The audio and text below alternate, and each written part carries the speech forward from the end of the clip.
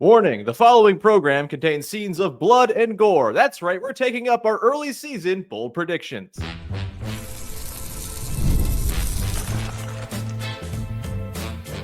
You are Locked On Raptors, your daily Toronto Raptors podcast, part of the Locked On Podcast Network, your team every day. Hey, what's going on? And welcome to another episode of Locked On Raptors, part of the Locked On Podcast Network, your team every day. It is Thursday, April the 24th, and I am your host, Sean Woodley. I've been covering the Toronto Raptors for 11 seasons on various platforms. You can find all my work over on Blue Sky. You can find the show on Instagram, and you can join us in the Locked On Raptors Discord server, which for now is a Toronto Maple Leafs Discord, baby. You can, of course, also subscribe for free to the daily Locked On Raptors newsletter, QR code on the screen. Just go on through if you're watching on YouTube, or if you're listening on audio, link in the description of the podcast. It's 100% free, and you get words from me 5 days a week over there in the newsletter, and it's a great thing. You get Katie Hindley, you get Josh Lloyd fantasy tips, you get Michael Shearer basketball poetry, all for the low price of On the House. Go subscribe, would ya? Today's show is brought to you by our friends at Game Time. Download the Game Time app, create an account, use the code LOCKEDNBA for $20 off your first purchase, and we are off and running here on your Thursday edition of the show, where it's an annual rite of passage now. We do this every year, 2 years running, and hopefully for many years in perpetuity. We do bold predictions at the start of the season, myself and today's guest. And today, we are revisiting those bold predictions to see just how wrong we were. And that guest, of course, is Joseph Casciaro from theScore. Cash, what's going on, pal? Not much going on, but I'm excited to see just how gory these prediction revisits are. Because if I know one thing about when I make bold predictions, I do go bold. And that often means I go wrong. As we established when we did this exercise earlier in the year, on opening day, in fact, I went back and listened to the episode today because I'm a good little host who does his homework.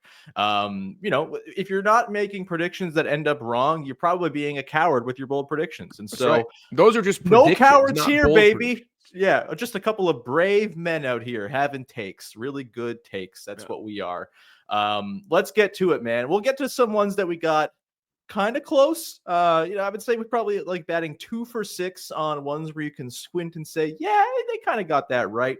One is kind of still up in the air. We'll get to that later too. But let's start with one where the blood is going to flow like a river flows into the sea. Not great, man. My first bold prediction was Immanuel Quickley, Grady Dick, RJ Barrett, Scotty Barnes, Jakob Poeltl will be one of the 10 best high-volume lineups by net rating in the NBA, high volume being 200-plus minutes. I didn't get either half of this thing right. They didn't even play 200 minutes together. They played a combined 107 minutes across just 8 games this year. Great start. And then they had a minus 9.2 net rating. They got absolutely waxed in that tiny sample as the 84th most used lineup in the league. Cash, I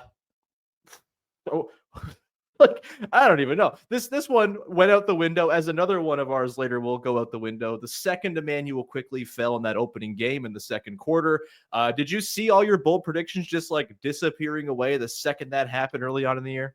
Yeah, because if I do remember correctly, one of mine was directly Quickley adjacent, and another one was offensive minded. So you take their one, I wouldn't even say true point guard, but their one self-creator pull up 3 thread away, and it all went out the window. But in terms of your prediction there, I think obviously health was just a big part of that, or lack of it. And then also just the fact that when they were together, I think, one of the things we might have learned this season is that you probably can't start Immanuel Quickley and Grady Dick and RJ Barrett. Although Barrett's defense did get better as the season went on, I don't think you can start all 3 of those guys and win your minutes, because I just think the defense will be too bad. And the offense was much better. Yeah, no, it wasn't. It's interesting because Scotty Barnes and Jakob Poeltl basically made every lineup they played in this year pretty effective. There's a lot of tape of those guys just kind of uplifting other players. I think, those 3 guys together may be a little too much for them to sort of, hold up as these 2 pillars of good defense. even with that, and you mentioned RJ Barrett took some strides. I also think it's kind of being slept on that Immanuel Quickley was, I think, probably neutral to slightly better than neutral on defense this season too. Like I think he fit well into what they were trying to do in terms of their, high ball pressure, high pickup point scheme. I thought he got way better at screen navigation. He's always been a good rotational defender. I don't think he was a bad defender by any means. And if we're looking at it, they had a 108.8 defensive rating as a lineup this season. So not bad at all. That would rank very highly if you protracted it over the course of the full season. Where it fell apart was they scored 99.6 points per 100 possessions. Absolutely terrible, doo-doo, no good. This is probably not a lineup we're going to see a ton next year. Maybe as like an in-between lineup with some bench guys sprinkled in. We'll see if RJ's on the team, all of that. Do you think they got a bit of a raw deal with the overall numbers here? Like, had they played more minutes together, do you think there was something approaching a positive net rating for that lineup, or was it just too much to overcome defensively? I mean, again, the defensive numbers were fine. Yeah, the fact that the offense was that anemic makes me think that more reps probably would have helped them, just because even though I don't think that lineup would have been like good in comparison to other NBA starting lineups, I do think there's enough talent there that they should be better than that offensively. Like that's atrocious offensively. Less than a point per possession in the modern day is like, you don't want to be sub wizards at anything, and that's an abomination. Wizards, yeah, that's an abomination. So yeah, I do think health definitely played a factor there, and just the lack of reps together. If Barnes was healthy, if Barnes and Quickley were healthy at that early juncture of the season when Grady Dick was playing the best ball of his career and looked like a budding star, what might that offensive rating have looked like? Of course, the counter then is like, well, if those guys were healthy, Grady wouldn't have had the opportunity to show that he had even, was ready for that kind of offensive load. So I don't know. It's a two-way street, but I think it would have been at least a little better offensively if those guys played more minutes together. Yeah, for sure. And I think it's one of the great shames of the season we didn't see them play more together, right? Because like 107 minutes does not a, sort of representative sample make. And, you're going into the offseason a little bit blind as far as how all these guys fit together. I mean, the RJ, IQ, Barnes trio did not perform well in their minutes either. But again, a pretty limited sample all told. Just one of the shames of injuries and the last quarter of the season kind of not meaning anything and the team treating it as such. It's, they're going a little bit with sort of not a ton of information. And of course, Brandon Ingram is going to totally change the way the starting lineup looks next season as well. So we're going to put this one to bed because we just don't need to consider it all that much anymore as a starting lineup for this team, mercifully, I guess. Let's get to your first bold prediction here, Cash. Did not go well. You alluded to it. There was an Immanuel Quickley adjacent one. You predicted that Immanuel Quickley would break Fred VanVleet's franchise record, of 242 made threes in a season. He hit 85. It's injuries, man. What are you going to do? Injuries have befell many a bold prediction over the years. You're no exception here. All right, so 85, and he played how many games? He played 33 games. He averaged 2.6 makes per game. And the math that you deduced on the previous episode, if he played his average of 72 games a year, he would have had to hit 3.34 threes a game to get to that clip. So not even close. 0.7 made threes a game is actually quite off the mark.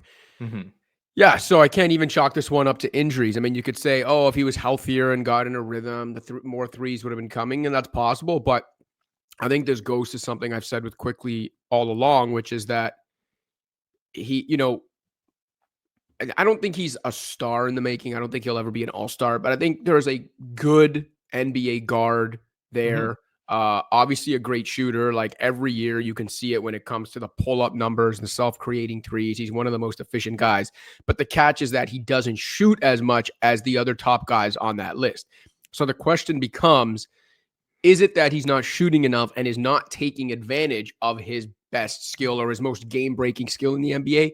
Or is it that if he were to up the volume, he would no longer have that same efficiency? And I guess that's going to be the question we're going to have to answer in the next year or two. But that's where I fell victim to it, in looking for a bold prediction when I was like, all right, this guy's going to have more reins than to the offense than he had last year, or at least he's going to have it for a full season, full training camp with the team. He's more comfortable playing with Scotty, blah, blah, blah.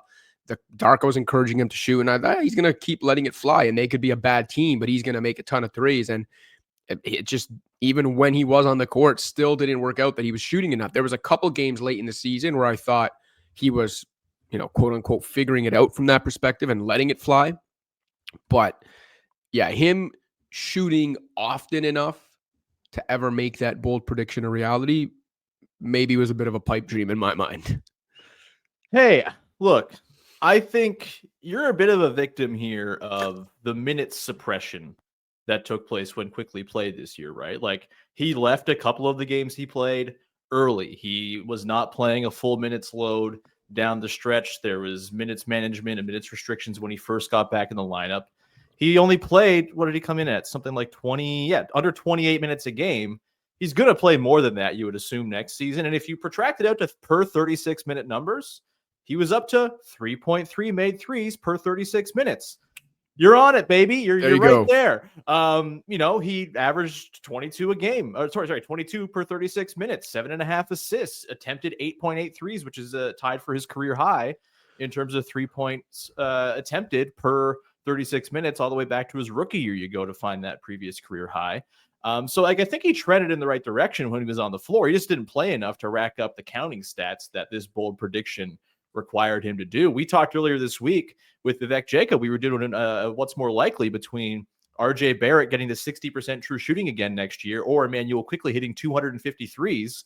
And, I think 253s, like if he plays 34, 35 minutes a game, can ratchet up the attempts just a little bit, playing off the ball a little bit more, not with such a big creation burden on this team, with Brandon Ingram doing a lot of the work and Scotty Barnes mixing in obviously too. I think there's a world in which he can just be this really high volume elite shooter. Like he's already among the better, more accurate, super high volume guys in the league. I don't think it's crazy to see him at some point over the life of this contract breaking that Fred VanVleet record. So I'm going to give you a bit of a pass on this one due to injury. Yeah, it wouldn't have gotten there based on his just raw totals or his raw per game numbers, or the per 36s even. He still would have come just shy had he play a full 82. But yeah, I think it's not out of the realm of possibility that he flirts with that in the future. We're going to come back on the other side here, Cash. We're going to do a couple more bold predictions. One where I was like pretty much almost bang on, which I feel very good about. And then some other ones we didn't get so correct. We will get to that coming up in just one sec. Today's show is brought to you by Amazon Fire TV. Did you know that your Fire TV is also an Xbox? Yeah, you can turn any TV into your gaming and entertainment hub with Fire TV Stick 4K devices. No console required. Just grab your paired controller, subscribe, or sign into Xbox Game Pass Ultimate with EA Play included, and you're ready to play. Dive into hundreds of premium titles from EA Sports College Football 25 to Call of Duty Black Ops 6 and Avowed as easily as you stream your favorite shows. It's gaming made simple, and it's all on your Fire TV. I don't know about you. I have a wife who doesn't like wires and cables and stuff all around our TV. I understand. We don't have a ton of space where our TV's set up. It's mounted on a wall. We just have a tiny little shelf underneath. I don't got room for more consoles, but I can plug the Fire TV stick in there and play some Xbox. That sounds pretty good. It might make me someone who becomes an Xbox player. Go check it out right now. Head to Amazon.com/Fire TV locked on to get started. Xbox Game Pass Ultimate subscription and compatible controller required. Available on select devices, including Fire TV Stick 4K 2nd Gen, Fire TV Stick 4K Max 1st and 2nd Gen, and Fire TV Cube 3rd Gen. Go check it out. Back at it here with Joey Cash from theScore as we dive into our bold predictions from the start of this Toronto Raptors season. And I finally get to feel good about myself here, Cash, as we get to my second bold prediction, which didn't quite come in exactly correct, but it was damn close. So I'm giving myself the W.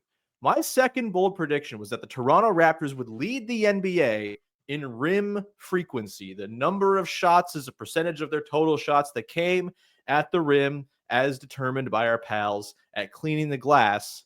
They finished second, very, very high up the charts in at rim frequency. They were in first for sections of the season. They were as low as third for some spots, ended up second between the Nuggets and the Blazers at third. And they were 1.3 percentage points behind Denver. That close to me absolutely nailing this bold prediction. They, of course, were 29th in accuracy at the rim, which is not ideal. But Cash, I listened back to the episode. You did not think this was going to come true. You did not think they had the self-creation to, create as many at-rim looks as, the elite teams in the league are going to do. And that's, I think, still a fair criticism if you're kind of talking about the overall health of the offense and the accuracy stuff for sure. But the system seems to work for getting good looks. They're very high up routinely in shot profile numbers and effective field goal percentage expected, et cetera, et cetera.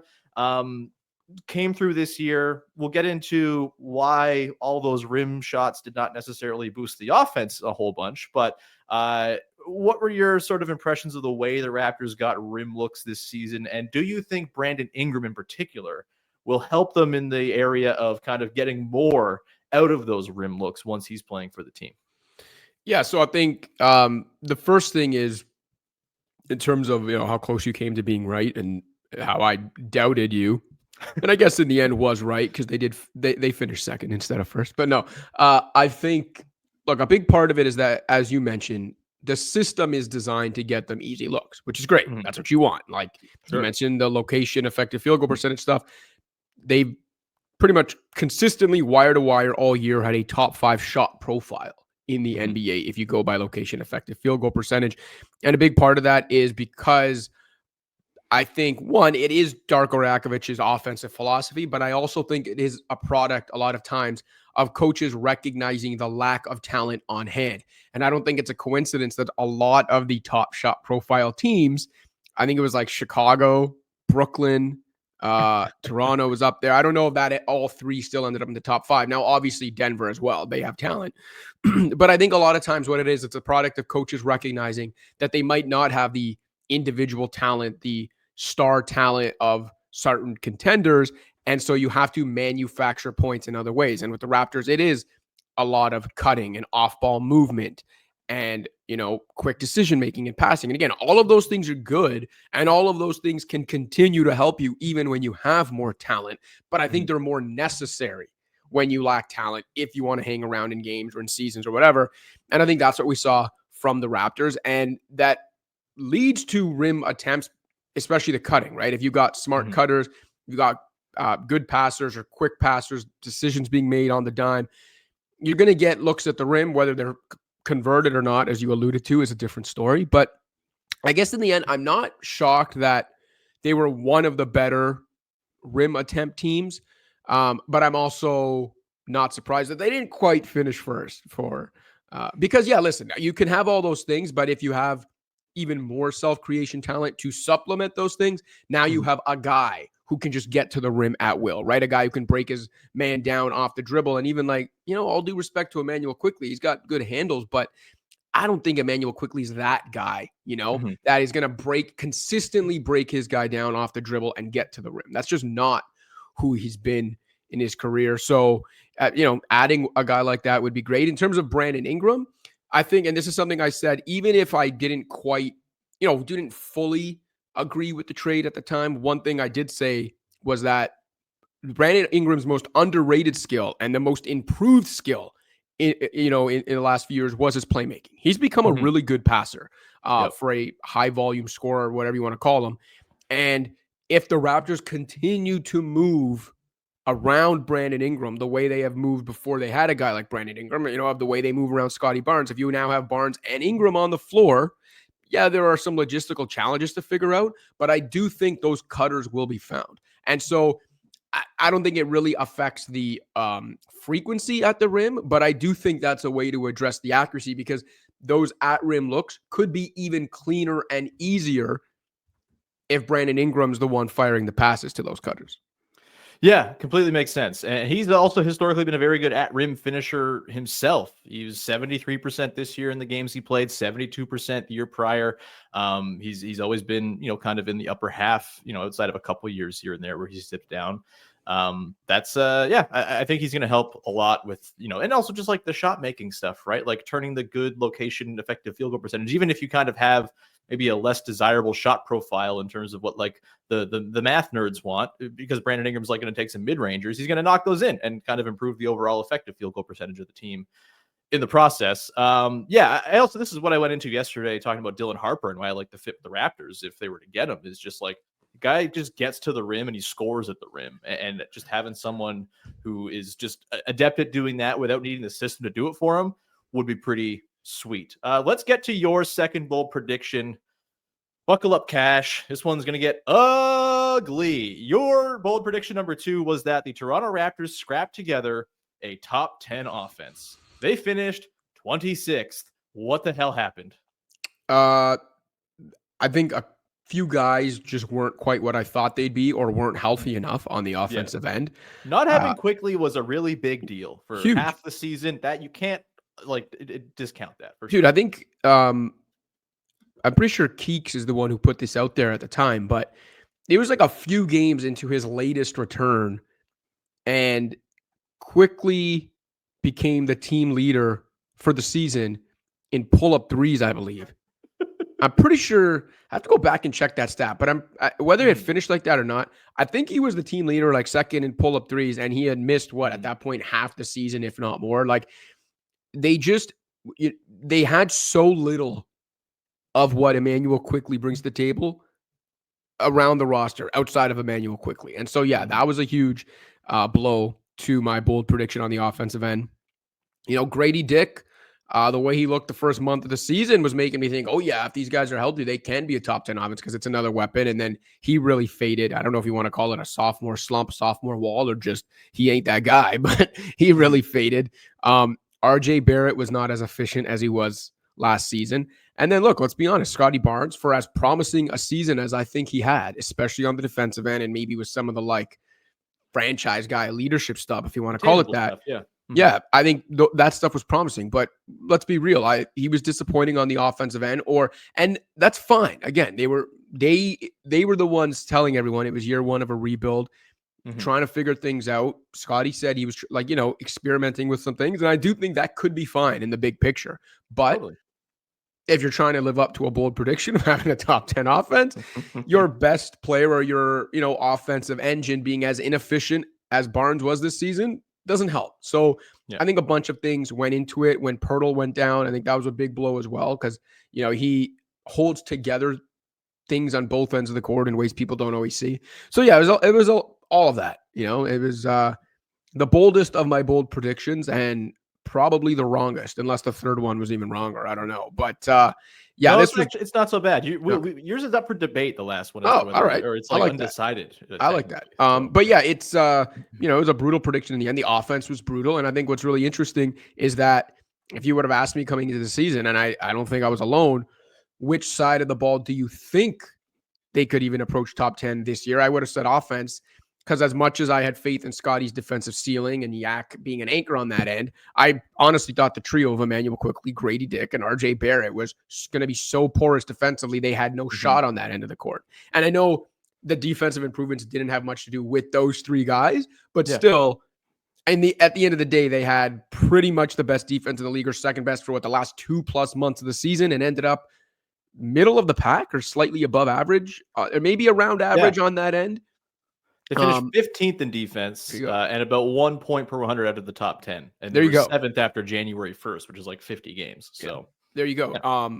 And obviously the offense was bottom 5 all year. So kind of funny how that worked out. And then just real quick, if I have time, because you mentioned Dylan Harper. Listen, man, I've said it all year. Obviously, the Raptors get the number 1 pick. If I had the number 1 pick, I'd take Cooper Flagg because you take the best player available, and he will be the best player from this draft, probably a generational talent. But if someone was asking me, which player in this draft would make the most immediate impact on the Toronto Raptors, it's Dylan Harper, because he does all the things this team needs. He would truly complete the picture in a lot of ways. And to me, the Raptors getting the number 2 pick and getting Dylan Harper would be one of those things where it's everyone would know Cooper Flagg's the better player, but Dylan Harper would probably win Rookie of the Year because, in my opinion, of how much he fits a team that might be ready to be good and how much he could complete that team. Yeah, makes a lot of sense. Just go back to the offense for a sec here. I think another thing that kind of hurt them this year, they just sucked in transition. After being really good at it for the previous couple of years, 27th in transition points per play. Really rough stuff. Not having Pascal Siakam around, not so good for transition scoring, as it turns out. He's pretty good at it. So that was a big thing. It's tough. Yeah, to your point, had we come in at the start of the season and said one of us picked them to have a top 10 defense, I think that would have come off as way more bold than picking them to have a top 10 offense. And they were far closer to the top 10 defense than the top 10 offense, which is encouraging. Looking forward to them hopefully adding to the sort of juice they built defensively this past season going into next year. We're going to go back on the other side here, Cash, get to our final two bold predictions. Honestly, we're through most of the blood and guts. There's there's some wrongness to be baked in here, some uncertainty as well as to whether or not Cash was even wrong about his second pick or his third pick. We'll get to that coming up in just 1 sec to close out the show. Today's show is brought to you by our friends over at Game Time, the single best place to buy tickets for the sporting events you want to go to. And no, the Toronto Raptors are not in the NBA playoffs, but the Buds are playing, baby. And if you want to travel tonight to Ottawa to fill up that arena with Maple Leafs fans, because the Sens fans can never fill the damn thing themselves, go get your tickets on Game Time right now. It's a wonderful thing. And as the game gets closer, you can get up to 60% off by buying last minute for the sporting events, concerts, comedy shows, theater shows you want to go to with Game Time. They get all-in pricing, so there's no surprise fees at checkout when you turn that feature on. What you see is what you pay. It's pretty darn sweet. Tonight, Saturday as well, Game 4, when they finish the sweep, it's all there. It's wild how confident I feel when the Maple Leafs are playing the Ottawa Senators, and like the opposite of how I feel about any other team. Either way, go check it out. Take the guesswork out of buying tickets with Game Time. Download the Game Time app, create an account. Use the code LOCKEDONNBA for $20 off your first purchase. Terms apply. Again, create an account. Redeem the code LOCKEDONNBA for $20 off. Download Game Time today. Last minute tickets, lowest price guaranteed. Wrapping it up here with a fellow Buds fan himself, Joey Cash. Baby, Game 3 tonight. Let's go. Let's I might be trying tear these fools apart. What's that? I was gonna say, I might be trying to get those tickets to head to Ottawa tonight. Let's go. As someone who went to school in Ottawa, who went to every Leaf game there, there's nothing better than taking over another team's barn. It's the best. Anyway, nothing better than making bold predictions on this year podcast. And this one, my third one, I think if we maybe had a little more time, there's a chance it could have transpired. If this was like a 120 game NBA season, I'd be laughing in a couple of months. My third bold prediction was that Jacoby Walter would make an all-rookie team. This was bold, particularly at the time, because he had missed training camp and was not starting the season with the team, which is kind of a boogeyman for any incoming rookie. And he very much struggled for his first 10 games. I don't think he's going to make an all-rookie team. It seems pretty unlikely. So technically, I'm not wrong just yet. Well, we may maybe kind of jumped the gun on taking this up, I suppose. But I thought, just the things he was going to provide to the second unit, shooting, little rim pressure, some free throws, stuff like that, a little tiny bit of self-creation, which we saw flashes of. Thought it was going to be something the bench really needed. I think he's going to be awesome on the Raptors next season. I really believe in Jacoby Walter as a two-way player. Don't think he did quite enough to get into an all-rookie team this year. But if you take out his first 10 games, which were really strugglesome, shot terribly, 9.3 points, 3 boards, 1.5 assists, 39.3% from deep, whilst doing some stuff on defense. I feel pretty good about my general belief in Jacoby Walter, even if this one is not going to come true. I will say, Cash, you did note in that conversation, you thought Jamal Shed was more likely to make a second-team all-rookie, which I do think came true. He's probably got an outside shot, even though I still don't think he's going to make it. Thoughts on Jacoby Walter's rookie season, and had the season been a little longer, do you think I might have been able to pull this one out? Do you think Walter has a chance of being one of the better rookies, like long-term, from this class, 3, 4, 5 years down the line? Yeah, absolutely. I mean, look, partially it's because we know how weak this draft class was. So it's not a high bar, but also because I believe in Jacoby Walter. I think he can be a very solid two-way player. I think he's got a little more offensive juice right away than I would have given him credit for to start his career. And the defensive stuff really excites me, right? This long, active, kind of grimy guard on that end is exactly what Darko Rajakovic wants, especially with the ball pressure stuff that they want now. So, I think he could be, one of the 10 best guys from this class. And people might say, well, that's not saying much. I think it kind of is if you end up the 10 best guys from your class, because he'll be like an all, he didn't make an all rookie team, but he can be an all 2024 draft team guy years from now, like these are the awards we care about, baby. Exactly. And we can say you were kind of right all those years later. And then, just a quick note on Shed, because I had mentioned him, right off the top of the year when we did this episode back then. Everything that I kind of envisioned for him, I think we saw throughout the season. I think this guy is going to be a really good two-way guard, one of the better reserve guards in the league eventually, I think, for a really long time. I think he's just going to have a long NBA career. He's never a star, maybe never even a starter, but just like a really solid, useful player that every good team needs. I don't want to get too much into the cliches, but I really do think that dude is just a winner, like knows what it takes. And I wrote a piece a couple of weeks ago that, if you're looking for silver linings in this rebuilding season, the presence of Jamal Shed, both in terms of his performance, but also the way he was acquired, is what should give people a sliver of hope that maybe this front office has its mojo back. Because they essentially, in the span of 9 months, turned Jalen McDaniels into Jamal Shed 2 second-round picks in cash. Yeah, the business they pulled off on those sort of margin deals, you get Ochai Agbaji, turn him into a rotation player. You eventually turn the return for Pascal Siakam into Brandon Ingram, Jacoby Walter, and Ochai Agbaji. The draft, obviously, they did a damn good job getting the guys they did. It does feel like maybe they've got it back a little bit, which is nice after some years in the wilderness. Let's get to your final bold prediction here, Cash. And this one is yet to be determined. But I think we can kind of say, in the spirit of your prediction, you got it slightly wrong. Your prediction was that the Toronto Raptors would end up with a top 5 pick, the implication being they would finish in the bottom 4 or 5 of the league. They finished 7th worst. They flirted with it. You looked like a genius to start the year. They were 8-31. I do think it's interesting that you picked a top 10 offense and a bottom 5 team, threading quite a needle there had it worked out. Was really rooting for it for you. Very Jay Triano coached team-esque. If they had pulled that off. Hell yeah. Great pull. They flirted with it. They were 8-31 to start the year. Then they kind of figured things out a little bit. The defense got good. They played the easiest schedule that's ever been assembled down the stretch, and they finished with 30 wins, which is very funny. I was kind of in mind they were going to have the baseline of being just too good to be truly that bad. Even if the agenda was going to be to try to lose, and it turned out, hey, all these rookies just kept on being better than the Ricky Council-led Sixers down the stretch, and there's not much you could really do about it. But how do you feel about this bold prediction? And I guess we did talk a lot about lottery karma and the prospect of the team being too good to tank, as it were, maybe even making the play-in and losing and then winning the lottery out of that as a way to still kind of salvage this for you.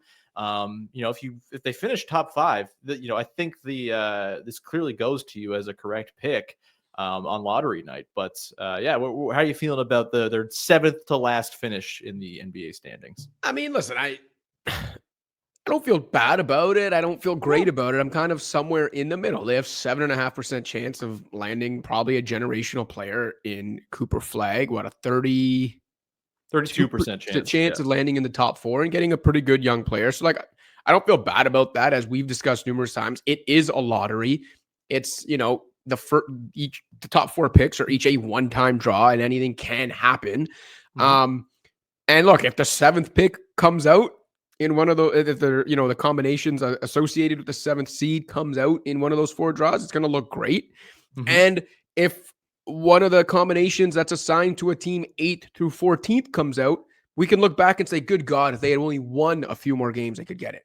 But if we're going by probabilities, obviously, it's not the best place to be. And I think for me, my thing has always been look, you don't, unless you're a Wizards type team or something, you don't go into the year right away saying, let's try to lose as much as possible right away. Because there's something about not throwing away an entire season that I can never ascribe to. But I also am of the mind where if you're going out of your way to tell people we're in a rebuild and this is year 1 of a rebuild, and then you're beset by injuries the way they were, and you've got your main guy in Barnes already extended, so it's not like you have to worry about, oh my God, are we going to lose him?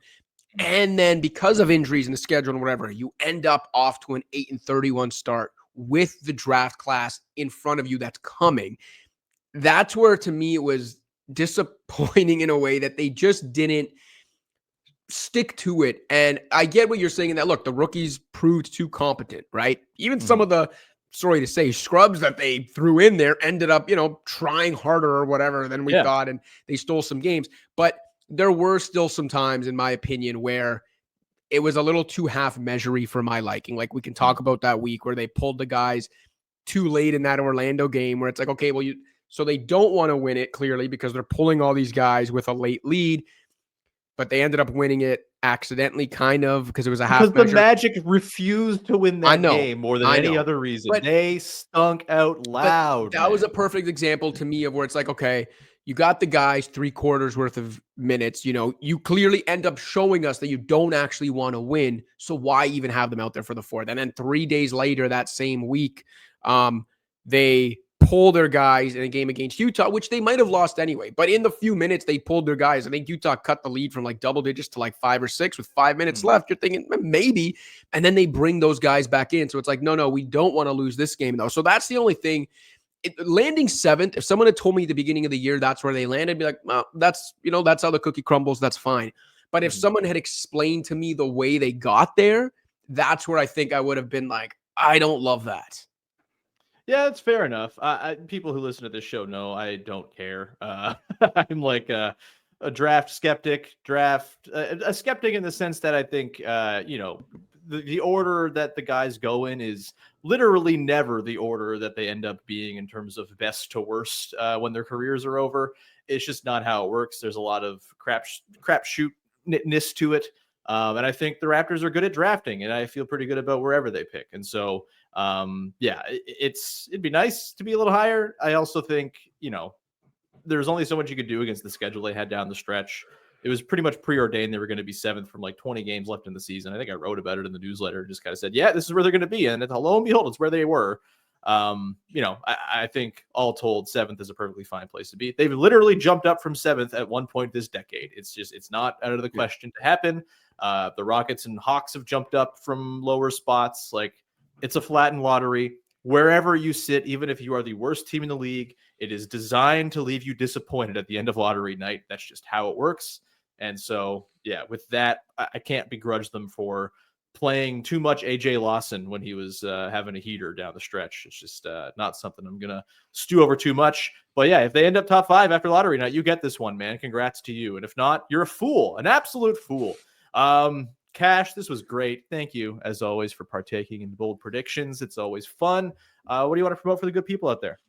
Just the usual. You can find all my written work over at theScore app. I'm sure most of your listeners in Canada, or even if they're in the States, have theScore app downloaded. Go check that out. My most recent feature was looking at the average age and playoff experience of the championship rotations of the last certain number of years, and then comparing it to some of the young teams in this year's playoff to determine whether the Thunder, Cavs, teams like that are truly historically too young and inexperienced to get the job done.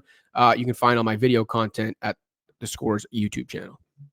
Anti-Zoomer content. We love it, baby. No, we like the Zoomers. They're fine. We have many of them in the Locked On Raptors Discord saying Zoomer ass things all the time. Keeps me young, baby.